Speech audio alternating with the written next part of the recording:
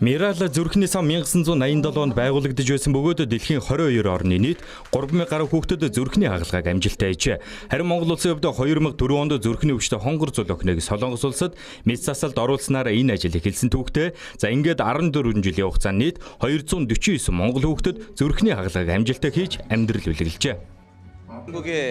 Мирал зүрхний сан 2004 оноос эхлэн үйл ажиллагаа явуулж байгаа. Өнгөрсөн 14 жилийн хугацаанд Монголын 249 хүүхдэд шинэ амьдралыг бэлгэлсэн байна. Мирал сан зөвхөн Монгол гэлтгүү дэлхийн олон улс оронд энэ арга хэмжээгээ явуулдаг. Манай элчин сайдын яамнаас гэсэндээ энэ үйл ажиллагаа улам өргөжих талаас нь дэмжиж ажиллах болно. Баярлалаа. Одоо эрүүл мэндийн яам болон холбогдох бусад яамдаас ялангуяа зүрхний одоо нэг ажигтай төрөлхийн одоо зүрхний цооролттой тийм ээ хүүхдүүд дээр тавих анхаарлыг бол одоо нэмэгдүүлэх шаардлагатай. Бусад улс оронд бүр энэ чиглэлээр ажилладаг тийм төвтэй байд юм байлаа. Байнга үйл ажиллагаа болдог. Манайч гэсэн ийм хүүхдэд зориулсан ийм эрүүл мэндийн төв байгуулад ингээд ажиллах юм бол илүү олон хүүхдийг хамруулах боломжтой гэж харж байна.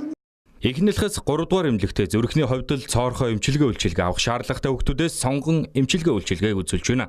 Эмчилгээг үзүүлсний дараа хүүхдүүдийг орхих бус нас биеинд хүртэл нь анхаарал тавин ажиллаж байна.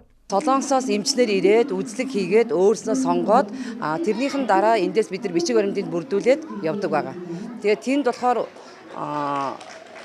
киз эмнэлэг, сэжүү эмнэлэг, пусан пег эмнэлэг гэсэн ийм эмнэлгүүдэд очиж юу үйлчлүүлдэг байгаа.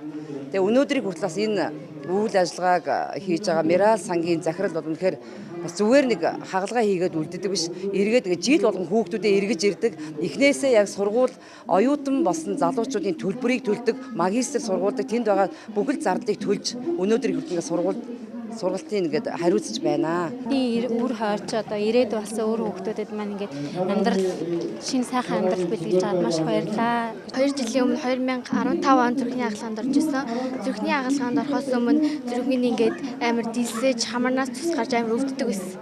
Тэгээд хагалгаанд орсноос хойш гайг болсон. Улсын хэмжээнд жилд зүрхний яаралт хагалгаанд орох шаардлагатай 100 гаруй хүүхэд бүртгүүлдэг. Үүнээс 20 гаруй хүүхэд нь өвчнөө дийлэх хорвоог орхидог гэж байна. Ингээд үлдсэн 80 гаруй хүүхдээс зөвхөн 20 хүүхдийг сонгон авч эмчилгээ үйлчилгээг үзүүлдэг гэж байна. За тэгвэл энэ тоог цаашид нэмэх боломжтой гэж ухамаа.